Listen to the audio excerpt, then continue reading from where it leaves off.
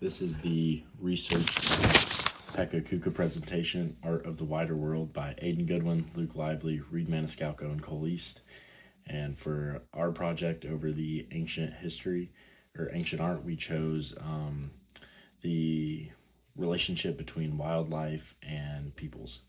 So the first artwork comes from the Pacific native islands, and I think this shows a cow kind of made out of what appears to be trash, kind of showing their affinity for livestock in those areas, and showing how their art. The next is also from the Pacific Islands, and this shows what appears to be an animal kind of in a very traditional way made out of stone, kind of showing the materials that they would have on hand and those areas on the islands, and overall just kind of showing their artwork with the bigger eyes and the longer nose and kind of the features. Next is a bird, which is also from the Pacific Islands, and I think this one's very cool because oftentimes birds were seen as ancestors and kind of spiritual beings in those islands, and it kind of shows just that and how they integrated that into art. The next is also from the Pacific Islands, and this shows what appears to be a boar head on front of what appears to also be possibly a ship head, kind of just showing that they kind of trusted, animals spiritually to guide them to where they wanted to be. Next and finally for the Pacific Islands, what appears to be a bat. This one's a little bit more open-ended. I see a bat, and I think it just kind of shows just how much they really look for wildlife in their art, and it just shows the importance that they kind of held in high regard, not only spiritually. Next is the Asias, and this shows a boar being chased down by a horse, and this kind of shows a relationship between the humans as horses being friends, where they're hunting down other wildlife such as boars, which is kind of contrary to the Pacific Islands where it was much more spiritual. Next is also from Asia, and this shows a bull looking kind of demeaning in a direction. I think this is a very cool piece as it kind of shows the importance of bulls and in their culture and how they're seen as almost fearsome creatures to be feared. Next is also from ancient Asia, and this shows the relationship once again between horses and how they traveled back then. And the man appears to be wielding a sword and a bow, which kind of shows the how they even helped them in battle as their transportation during war as well. Then next is also from the Asias. While not technically a real wildlife, the image depicts a dragon, which plays a big role in kind of their history and their culture.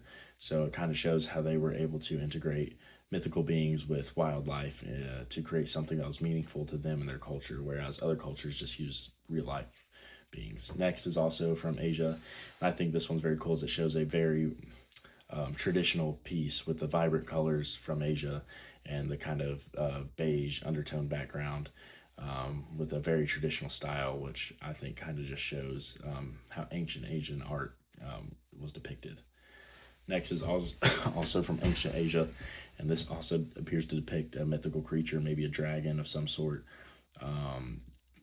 kind of all grouped together.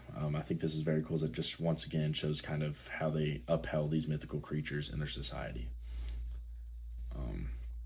And then another piece from ancient Asia are these birds.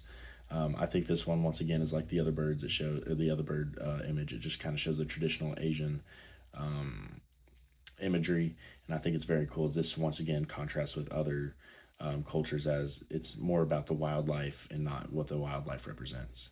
And then another ancient Asia artifact is this woman riding a horse. I think once again just showing the relationship that they had with horses in this area, not only as just companions, but as something that was a part of their everyday lives.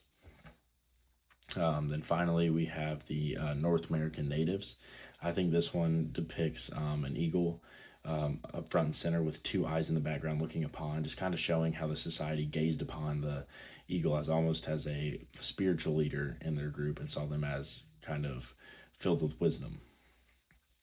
Um, Next is a bear claw necklace. I think this is cool as it just shows not necessarily art, but just shows in their daily life how they interacted with the wildlife around them and how they were able to take control of such a mighty creature. And it just goes into play with how they were able to respect them through the art and use every piece of the bear in the necklace. And then next, also from their culture, is this image, which depicts a Native American riding a horse, which I think is very cool. It just kind of shows the background of the history of the horses coming over from England, showing that they really integrated them into their culture, and now even in their art, and horses were upheld.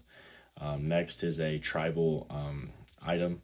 It appears to be some sort of animal, maybe a cat. I think this is a very important piece, as it just shows how even in certain situations like tribal meetings, animals were still upheld and kind of representative symbols. This next piece is a what appears to be also from the Native Americans in North America.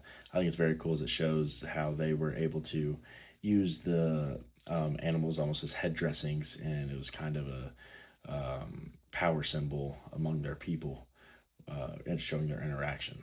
Then finally, I think this is a very cool piece from the Native Americans, as it is kind of a very traditional piece showing the wood carvings with the color, as well as depicting a bird, which is something that's very traditional among Native American groups, especially in North America.